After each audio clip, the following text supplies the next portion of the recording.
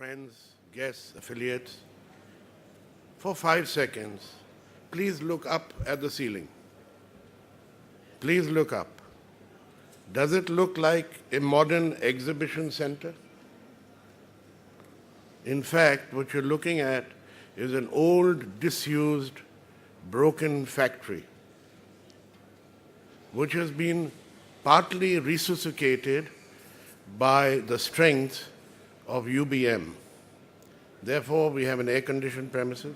I have exhibited here for 12 years in the smothering heat, trying to get machines running, food machinery, farmer machinery, without much success. And in front of an international audience who is to wonder where is India's so-called technological progress. UBM, I have found, to be the most professionally organized, the highest standards, and backed by great funding. They do many different types of exhibitions, but this is, as far as I know, the first exhibition in India on food and health ingredients which has been professionally organized, where exhibitors and registrants come in from all over the world and where a great interchange takes place. I represent HADSA, and this is the ultimate Health, Food and Dietary Supplements Association. This company is an affiliate of IATSA of Belgium that has 60 such affiliates around the world. And our task is to provide education, guidance, training, and hopefully enabling the government to put in the right rules and laws for this sort of nascent industry. Why is nutraceuticals important? Well, one, as we heard from the opening speaker, food is medicine and medicine is food. Now, how many people fall sick and need medicine? Probably 1 out of 10. But while medicines are needed to cure your sickness, nutraceuticals and health ingredients are needed to prevent your sickness. And therefore, you can well imagine that serving 9 out of 10 people around the world at any one time, the destiny and the size of the nutraceutical and health food ingredient is well likely to be many times more than that of merely the pharmaceutical industry. Now,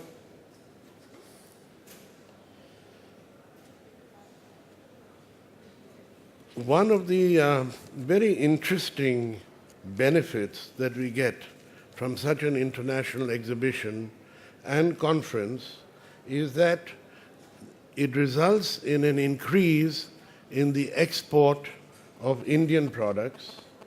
It is almost, you could say, a parallel industry ministry of the government of India. Parallel, much smaller, but does the same thing. You could say, for instance, that it also enhances the image of India.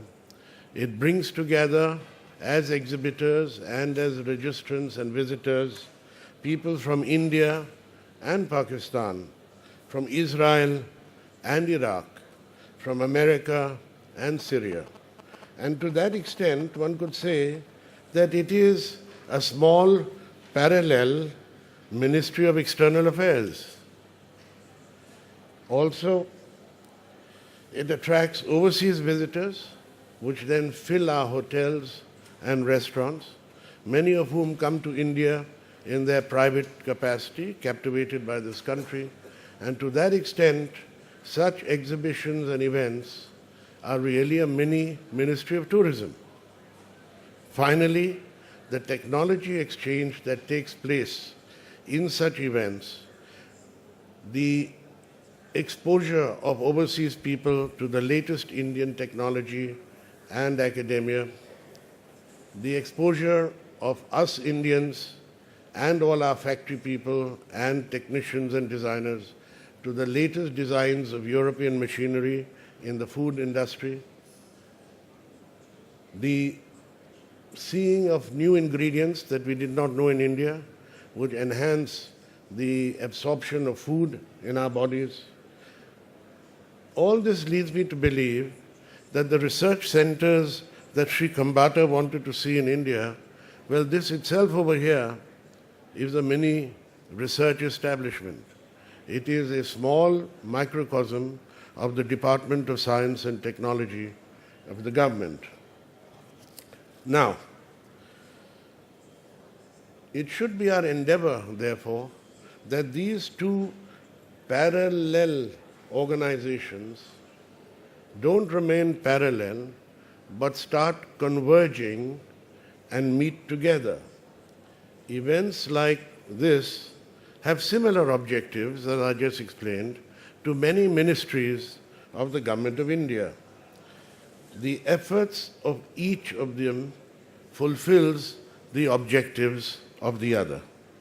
And therefore, I'm really proud and happy that we have today with us the presence of an important member of the Government of India, and one that can, we believe, make a lot of difference to our industry. So thank you, Sri Tariq Anwar, for being here with us today. I hope you understand how parallelly we are working with your industry. And we hope what you see and hear today will help you, sir, to go back and get a wider scope of what your industry and food processing is all about. I'd like to speak for a minute on the role of HADSA in the food and nutraceutical industry.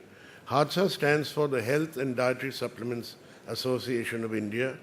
It's an affiliate of IADSA, the International Association, and they have affiliates in about 60 countries. This is the single most active and important association trying to set standards, global standards, harmonization amongst all the governments around the world so that the industry can grow well. It also is a focal point for dissemination of information on the technology and the commerce in food ingredients and nutraceuticals. I know that we have some problems in this industry, and they've been well spelled out again by Sri Kambata, so I need not mention them again. But I'd like to say that increasingly around the world, particularly in America, the Ministry of Health, the US FDA, is trying to take over the nutraceutical industry, possibly even putting new regulations for health ingredients. How they're made, that's fine, we agree. How they're transported, are they using the right ingredients? Now this has two effects. One is it totally puts off new entrants into this industry. It will no longer be a village industry, a cottage scale industry giving employment. You're going to end up with huge automated factories like they have in the pharma industry.